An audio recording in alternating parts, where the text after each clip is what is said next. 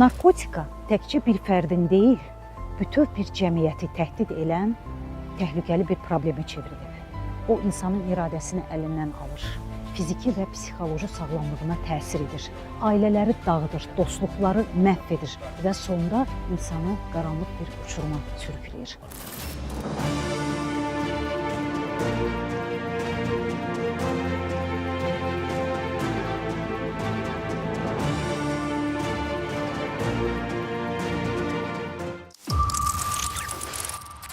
Adətən biz hər hansı bir narkotik vasitədən əziyyət çəkən insanı həyata qaytarmaq üçün çaba göstəririk və çalışırıq ki, onu reabilitasiyalara, mərkəzlərə dəvət edək, ailə üzvləri ilə ünsiyyət qururuq və ümumiyyətlə bu insanı həyata biz bildiyimiz qədərincə həyata qaytarmaq istəyirik.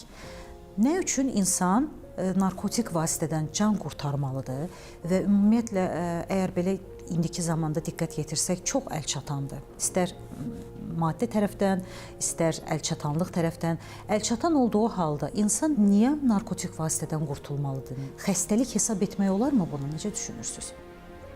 Narkotik vasitədən qurtulub digər həyata geri dönməyi nəzərdə tuturuqsa ikimiz də, o deməkdir ki, bu insan niyə bu real həyatdan o həyata atlayıb ki, indi o həyatdan vazgeçib yenidən real həyata qayıtmaq istəyir. Demək, birinci səbəbi orada axtarmalıyıq. Birinci səbəb həyatları, dəyişmək məsələsidir.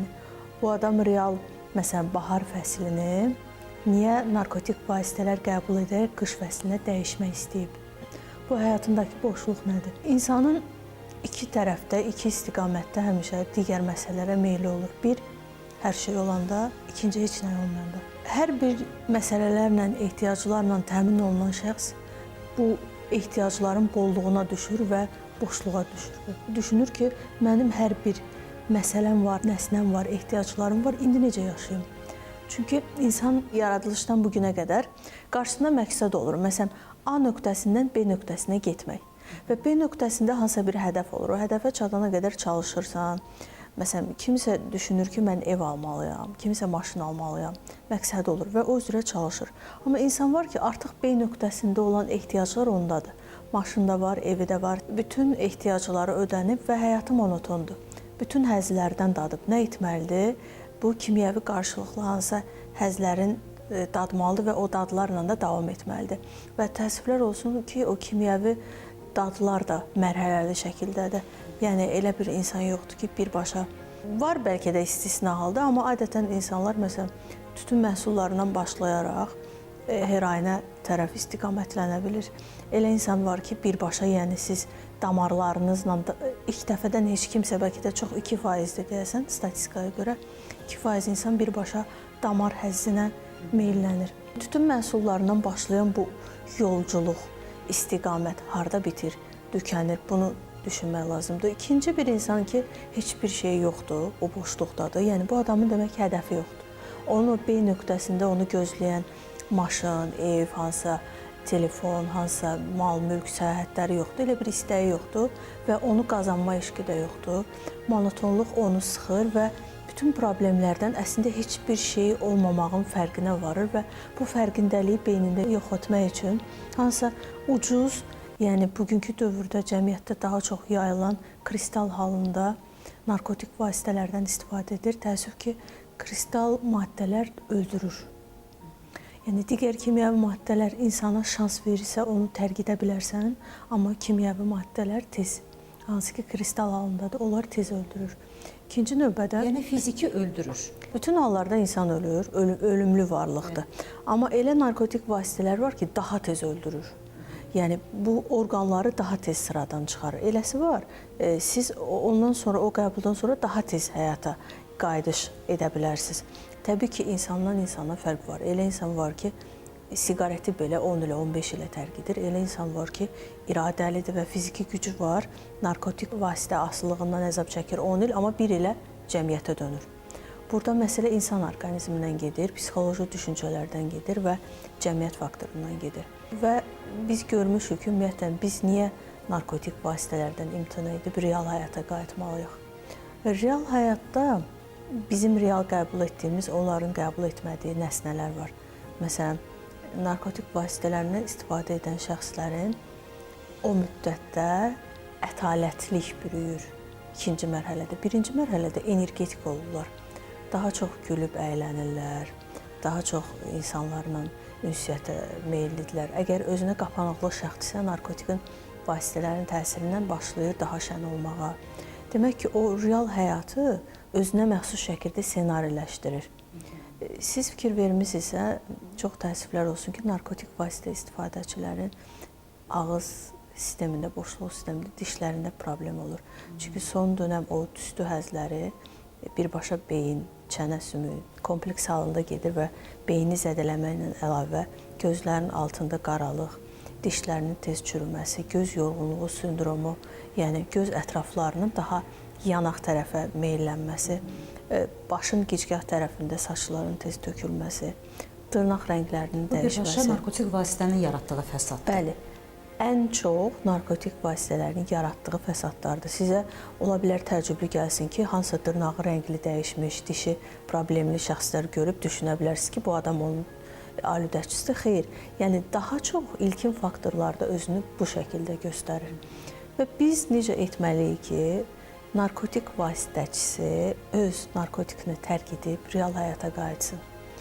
Birinci növbədə səbir və təmkin. Yəni bu məsələdə insan bir dəfə, 2 dəfə, 3 dəfə yıxılmır. 50 dəfə, 60 dəfə imtina edirəm deyir, yenidən qayıdır. Və hər dəfə yenidən qaydanda sən onsuz da tərk etmisəm demişdin, amma eləyə bilmədin ifadələrini biz artıq öz leksikonumuzdan çıxarmalıyıq. Adamlar nə qədər cəhd edirsə, o qədər onların yanında olmalıyıq. Fiziki cəhətdən qidalarına, yəni bioloji qida əlavələri və digər bioloji nemətlərlə onları zənginləşdirməliyik. Adətən narkotik vasitələrini tərk edən insanların iştah azlığı olur və qida nemətlərin dadlarını unudurlar.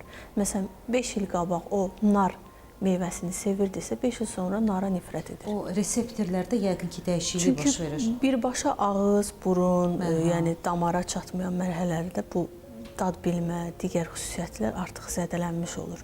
Yəni biz normal halda dad bilməni hansı vəziyyətdə alırsa, tütün məhsulları o real sistemi məhv edə bilir. Yəni bu məhv etmə də gəlir bizim real dad bilməmizi, xüsusiyyətlərimizi itirir. İkinci növbədə bu məsələdə daha çox maariflənmə kampaniyalarında iştirak etmək lazımdır. 5 nəfər eyni yolu gedən insan bilir ki, biri 5 il qabaq gedib o yolda yıxılıb, İkincisi 2 ildir gedir, yolun hansı hissəsində təpələr var, düzlər var, təcrübəsi var və bu təcrübələri sakit və təmkinli şəkildə qeyd etmək lazımdır. Ümumiyyətlə iddialarla, sərtliklərlə bugünə qədər heç kimsə heç nə əldə etməyib. Bu məsələ də iradə ilə bağlı olduğu üçün iradə və digər preparatlar yanaşı aparılmalıdır. Bir insanı bir otağa məhkum edib onu axşama qədər yox, bundan istifadə etmirsən desin, o beynində zaten o həzdədir. İlk fürsətdə o oradan çıxıb bunu dadacaq. Yəni siz bunun dadmağına məcburi şəkildə ona səbəb olmuyor. Dinləmə faktoru önəmlidir. Ona alternativ həzlər təklif edin. Məsələn, adamlar var ki, narkotik vasitələrindən tərk edəndən sonra yenidən qayıdır, tütün məhsullarından çox istifadə edir. Edə bilər, normaldır. Çünki bədənin bir normal ehtiyacları var da. Adam illərdir bu ehtiyacı başqa şəkildə ödəyib. İndi başqa şəkildə ödəmək istəyir. Ona alternativ təklif etmək lazımdır. Digər bir məsələ idmandır. İdmanın da ən gözəl forması məncə havada olmaqdır. Havada olmaq lazımdır. Dərin nəfəs salmaq. Nəfəsi ciyərlərimizi alarkən o ciyərin nə qədər zədəli olduğunu, amma bunun dəyişə biləcəyini onlara xatırlatmalıyıq. Və təbəssümümüzü əskik etməməliyik. Təbəssüm önəmlidir. Adətən mən onların gözündə həmişə qəribə bir kədər, hüzün görürəm. Yəni heç kimsə istəməz ki, pis bir yolda əzab çəksin. Və heç kim istəməz ki, onu ətraf qınasın. Heç kimsə istəməz onu qınasınlar və heç kimsə istəməz ki, yıxıldığı yerdə qalsın. Hər kəs istəyir ki, ona uzanan bir əl olsun, bir təbəssüm olsun, inanmaq. Məncə inanmaq məsələnin elə böyük hissəsidir. Biz inanmalıyıq, kömək etməliyik, səbir göstərməliyik və real həyat nə qədər çətin. Hətta inanmasaq da belə, inanmış kimi göstərməliyik. Bir inam nümayiş etdirib bəlkə o insana yardım edə bilərik. Və maraqlıdır ki, o məsələlərdən əzab çəkən şəxslər çox həssas olur. Onlar sünilik də hiss edir, onlar yalançı təbəssümü də hiss edir. Məncə təbii olan nə varsa, o təbii olanla davam etmək lazımdır. Bir də bir şey qeyd etmək istəyirəm ki, insan hər bir yaşda, hər bir dönəmdə səhvlər edə bilir. Yəni bugün 60 yaşında ən ağıllı bildiyimiz alim, professor, mühəndis, sadə bir şəxs hansısa bir vəzifəsindən asılı olmayaraq bu yola başlaya bilər, davam edə bilər. Nə qədər ki varıq, nə qədər ki biz insanlar var, biz onların yanındayıq və biz də onlardan biriyik. Çünki onlarda narkotikdirsə, bizim də özümüzə məxsus asılılıqlarımız var. Bu asılılıqların tezliklə aradan qaldırılmasını çox ümid etməsək də, ümidimiz bu yolda davam etməkdir. Narkotik vasitələrdən adətən dünya tibbində belə bir yeni araşdırma meydana gəlib ki, narkotik vasitələrdən istifadə edən insanlar, ümumiyyətlə asılılığı olan insanların bir genetik faktoru var. Yəni asılılığa meyillilik əvvəldən gəlir, kökdən gəlir. Bəzən hiss etmisiniz, insanlar nəyisə səbirsizəm, mənim nənəm də belə idi və yaxud hər hansı bir keyfiyyətini, xarakterini özündən əvvəlki nəslə bağlayan insanlar var. Nə dərəcədə bu doğrudur? Məsələn, insan ailə qurmamışdan öncə, deyək ki, narkotik vasitələrdən istifadə edibsə, ziyanlı bir vərdişi varsa, ailə qurduqdan sonra onun dünyaya gətirdiyi övladında bu genetik faktor özünü göstərə bilərmi? Yoxsa bu da sadəcə ola bilər ki, bir variant kimi təklif olunur? Genetika danılmaz faktordur, amma altın silsilə, yəni deyirlər qızıl silsilə. Həmişə o qızıl silsiləni dağıtmaq olur, məhv etmək olur. Yəni ola bilər ki, sizin nənəniz səbirsiz olub, amma bugün bilirsiniz ki, nənənizin səbirsizlikləri nəyə səbəb olub? Və o səbəbi aradan qaldırıb siz səbirli davrana bilərsiniz. Onda demək hər bir hadisəyə şuurlu yanaşaq. Şuurlu yanaşaq və dərhal da düzəlməyini gözləməyək. Yəni bugün mistik bir qüvvə deyil də, gecə yatdın, səhər oyandın, mən səbirliyəm. Olmur belə. Və yaxud da harasa bir otağa çəkildin, tək qaldım, cəmiyyətə çıxmadım, məncə səbirliyəm. Amma ilkin fürsətdə evdən kənara addımını atanda ictimai nəqliyyatda elə istifadə edib, kartı toxunuş edib, kiminsə hansısa bir sözünü eşidib qıcıqlanırsan. Düşünürsən, bəs hardaydı mənim səbrim? Hardaydı mənim təmkinim? Mən evdə o qədər ideal bir şəxs idim ki, beynimdə hətta özümə bir yüksək bir məqam arzuluyordum ki, mən artıq o mərhələyə çatmışam. Mərhələnin çatması cəmiyyətdə tətbiq olunur. Səbirdir, təmkindir, ictimai proseslərdə müəyyən. Məsələn, narkotik vasitədən istifadə edib artıq, deyək ki, reabilitasiya keçən bir gəncin ailə qurmaq şansı varmı? Çünki onu cəmiyyət qınayır və cəmiyyət onunla hətta ailə qurmaq şansı çox az olur. Onlar da biraz tərəddüdlə yanaşırlar ki, keçmiş narkoman deyə mənim gələcəkdə necə həyat yoldaşım ola bilər? Bu qorxuncdurmu ümumiyyətlə bu yanaşma? Biz o bəladan qurtulan insana nə dərəcədə ikinci dəfə bir balta etmiş oluruq? Bu düşüncə başdan ayağa yanlışdır. Çünki keçmiş narkoman, keçmiş mühəndis, keçmiş musiqiçi bugün var.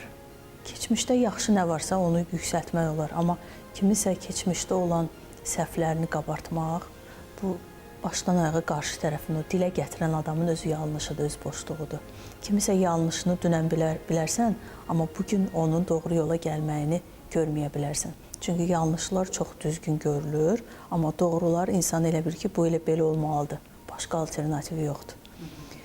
Keçmiş narkomandır, keçmiş nə bilim pis vərdişlərdir. Ümumiyyətlə ləğv etmək lazımdır. Adam bugün də yaşayır, bugün sağalmaq istəyir, ailəsini qurmaq istəyir. Tam şəkildə haqqı var. Hətta elə şəxslər də ailə qurur, uğurlu olur ailələri.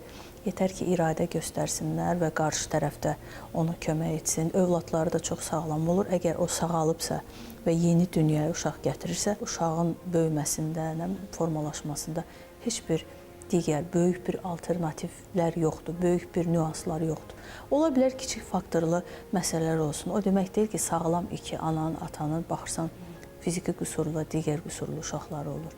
Bu o demək deyil ki, onlarda problem olur. Ata, ana heç vaxt siqaret çəkməyib, amma övlad çəkir. Yəni belə alternativlər də var. Yəni dediyim kimi, bu silsiləni qırmaq insanın özündən asılıdır. Unutmayaq ki, biz bugün yaxşı bir genetik kodlar qursaq, gələcək nəslə də sağlam, pozitiv, səbir və təmkinli, yaxşı bir iz qoymuş olaraq. Təşəkkür edirik. Sağ olun.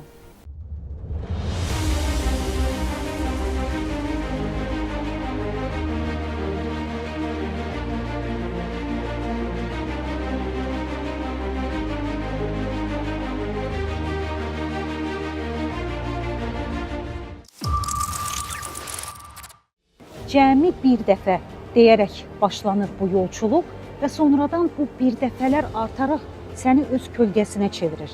Sən bu qaranlıq kölgədən iradənlə qurtula bilmirsən. Sonra ayılıb görürsən ki, nə gənclik qaldı, nə gələcəklə bağlı arzular, nə də xoşbəxtlik. Təkcə bir məqsəd, o bir dəfəni yenidən əldə etmək. Narkomaniyaya yox deyək. Bugün yox demək, sabah üçün ümid deməkdir. Narkomaniya təkcə bir insanın deyil, bir ailənin, bir cəmiyyətin faciəsidir. Bu zərərli vərdiş insanın iradəsini zəiflədir, sağlamlığını əlindən alır, ruhunu və arzularını məhv edir.